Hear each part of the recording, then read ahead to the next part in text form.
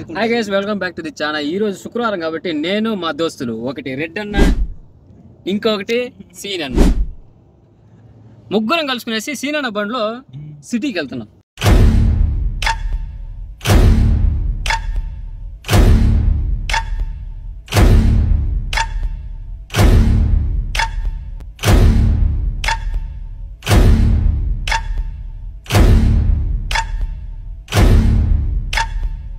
ఈ రెడ్డి అన్న పేరు సుబ్బారెడ్డి అన్న, కడప డిస్టిక్ అన్నమాట, బోడుదల్లిపల్లె.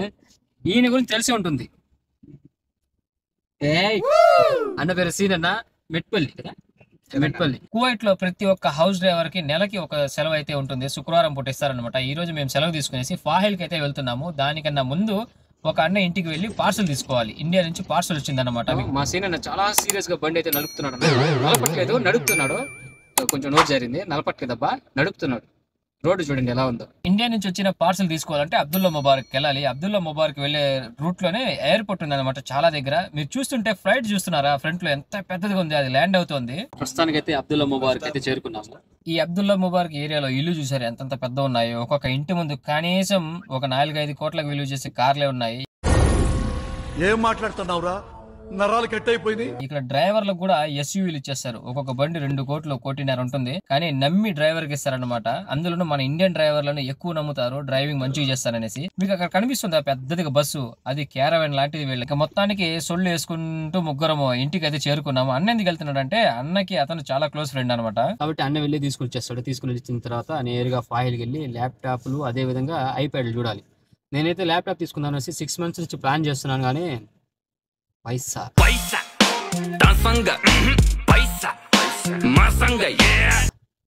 కష్టమైపోతుంది. తీసుకుందాం అనేసరికి ఇంటికాడ ఏదో ఒక ప్రాబ్లం వస్తుంది, మొత్తం డబ్బు మళ్ళీ అటు పక్క పంపించాల్సి వస్తుంది. మొత్తానికి అన్న అయితే పార్సల్ తీసుకుని వచ్చేసాడు. నేనైతే చాలా పెద్ద బాక్స్ ఉంటుంది, దుమ్ము లేపొచ్చు ఇప్పేసి లోపల ఏమేమి ఉన్నాయి మొత్తం తీసుకునేసి మిగిలింది అన్నకి ఇచ్చేద్దాం అనుకున్నా. కానీ ఈ పార్సల్ ఏమో చిన్న బాక్స్ ఒకటి ఉంది, ఆ తర్వాత ఒక కవర్ ఉంది లోపల. చెప్పాలంటే కువైట్ లో డ్రైవర్లు ఉంటారు కదా, అంటే నాలాంటి వాళ్ళు, రెడ్ అన్న, సీన్ అన్న లాంటి వాళ్ళు, ఇండియా నుంచి ఏదైనా పార్సల్ వచ్చిందనుకో వెంటనే బయలుదేరి వెళ్ళి తెచ్చుకునేస్తాము. ఎందుకంటే మేమే కాదబ్బా, కువైట్ లో పనిచేసే ప్రతి ఒక్క ప్రవాసులు ఇండియా నుంచి ఏదైనా పార్సల్ వచ్చిందనుకో వాళ్ళ ఫ్యామిలీ పంపిస్తే కువైట్లో ఎక్కడన్నా ఉన్నాయి కారు వేసుకుని వెళ్ళి తీసుకుని వచ్చేస్తాము. ఎందుకంటే మేము వంట చేసుకుని తినడానికి టైం ఉండదు. ఒకరు వంట చేసుకున్న రుచికరమైన వంట రాదు. ఏదైనా మంచి వంటలు ఏదైనా తినాలంటే బయటికి వెళ్ళి డబ్బులు పెట్టి తినాలి. కష్టపడి సంపాదించిన డబ్బంతా అన్నానికి పెడేస్తే మరి ఇంటికి ఏం పంపించుకోవాలి. కాబట్టి మేము ఇండియా నుంచి వచ్చే పార్సల్ పైన చాలా కోరికలు పెట్టుకుని ఉంటాము. పార్సల్ తీసుకునేసి ఇప్పుడు ఫాయిల్ కి వెళ్తున్నాము. ఈ రూట్ మొత్తమే ఎడారి, ఎటపక్క చూసినా ఎడారే, చెట్లు ఉంటాయి, మొత్తం ముళ్ళ చెట్లు ఉంటాయి. కార్లు ఏదైనా రిపేర్ అయిపోయినాయి అనుకో ఖచ్చితంగా ట్రాలీని పిలిపించి త్రో చేసుకుని వెళ్ళడమే. ఎందుకంటే దగ్గరలో ఎక్కడ మెకానిక్ షెడ్లు అయితే కనబడవు. రోడ్డు చూడడానికి చాలా ఖాళీగా ఉంది కదా. ఇది 7వ నెంబర్ రింగ్ రోడ్ అనమాట. శుక్రవారం కాబట్టి ట్రాఫిక్ అయితే అంతగా ఏం లేదు. ఎడారుల్లో చూడండి ఆయిల్ వర్క్లు అయితే జరుగుతున్నాయి. అక్కడ నుంచి బండి తోలుకుంటూ వస్తున్నాం కదా, దగ్గర దగ్గర మేబీ ఒక 60 kilometers అట్టా వచ్చేసి ఉంటాము. కాబట్టి అలా ఇక్కడ నుంచి ఫాయిల్కి వెళ్ళాలి కాబట్టి పెట్రోల్ తక్కువ ఉంది. అందువల్ల పెట్రోల్ బంక్ లో చిన్న పెట్రోల్ బ్రేక్ అంతే. ఇక్కడ పెట్రోల్ పోసుకునేసి నేరుగా వెళ్ళి బోవ తినాలి.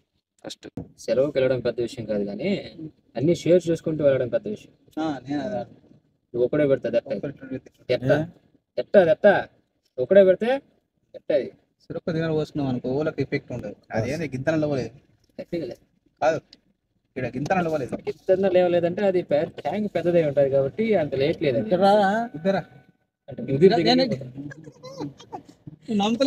వీళ్ళిద్దరితో ఉంటే నాకు అసలు ఇంటికి జ్ఞాపకమే రాదు. ఎందుకంటే సొంత తమ్ముళ్ళలాగా మంచిగా చూసుకుంటారు. హ్యాపీగా ఉంటాం మేము ముగ్గురం కలిసి. ఎక్కడికైనా వెళ్ళినా కార్లోనే కాదు, నడుచుకుంటూ వెళ్ళినా కానీ మేము సరదాగా జోకులు వేసుకుంటూ వెళ్తాం అనమాట. ఫాయిల్కి వెళ్ళి తిందాం అనుకున్నాం, కానీ దారి మధ్యలోనే మహబూబ్లో సూపర్గా ఉంటుంది అనేసి మహబూబ్లో ఉండే ఒక మద్రాసు రెస్టారెంట్కి అయితే వచ్చాను. బండి పార్కింగ్ పెట్టి లోపలికి వెళ్ళి బిర్యానీ ఆర్డర్ చేసుకుని తినడమే. బండి దిగేసి నేరుగా నడుచుకుంటూ రెస్టారెంట్ లోపలికి వెళ్ళి కూర్చుంటే గుమ్మగుమ్మలాడే చికెన్ బిర్యానీ వచ్చేసింది. మటన్ బిర్యానీ ఉంది, ఫిష్ బిర్యానీ ఉంది, ఆ తర్వాత వెజిటేబుల్ రైస్ ఉంది, వైట్ రైస్ కూడా ఉందంట. కానీ మాకు మాత్రం చికెన్ బిర్యానీ అంటే ఇష్టం కాబట్టి చికెన్ బిర్యానీ ఆర్డర్ ఇచ్చాము. నెక్స్ట్ టైం ఎప్పుడైనా వచ్చినప్పుడు మటన్ బిర్యానీ కూడా తిని టేస్ట్ ఎలా ఉందో చెప్తాను. మొత్తానికి చికెన్ బిర్యానీ తినేసి బయటకు వచ్చేసాము. అబ్బా, చికెన్ బిర్యానీ ఒక తినారు. బిర్యానీ లోపల చికెన్, రైస్, ఆ తర్వాత కొంచెం స్వీట్ సగ్గు బియ్యం పాయసం, దాంతోపాటు ఒక గుడ్డు, ఒక అప్పడము, కొంచెం ఊరగాయ. మొత్తానికి తినేసి బయలుదేరి ఇప్పుడు ఫాయిల్కి వెళ్తున్నాము. బయట ఎండ మాత్రం చంపేస్తుంది.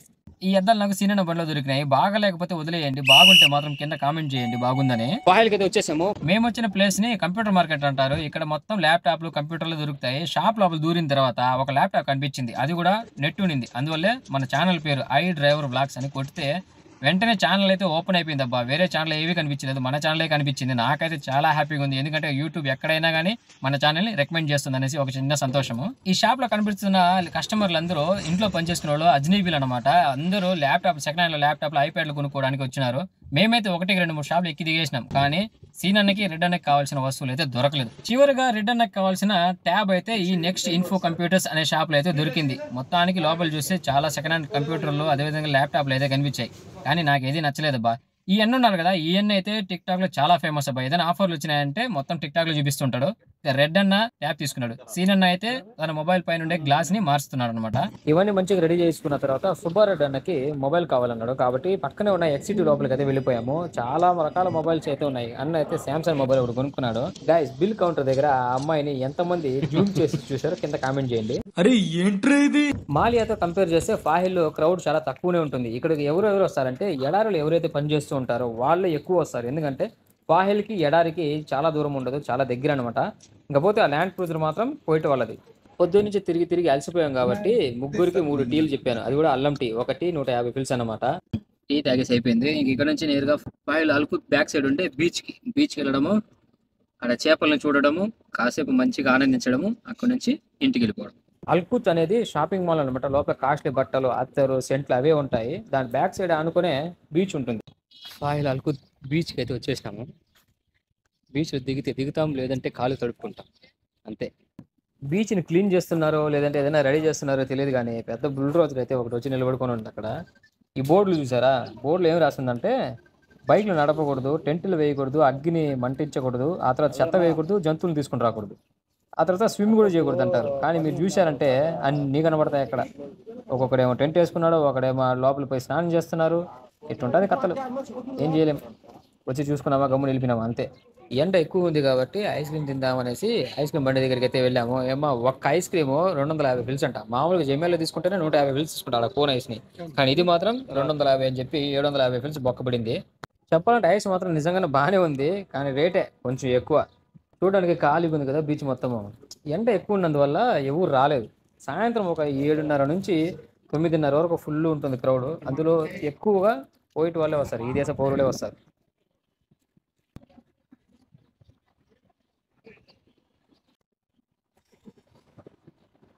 ఒంట్లో శక్తి మొత్తం అయిపోయింది, అదేవిధంగా మొబైల్ ఛార్జింగ్ కూడా అయిపోయింది. మహా అయితే ఇంకొక హాఫ్ అన్ అవర్ తర్వాత ఇక్కడ నుంచి బయలుదేరి ఇంటికి వెళ్ళిపోవడమే.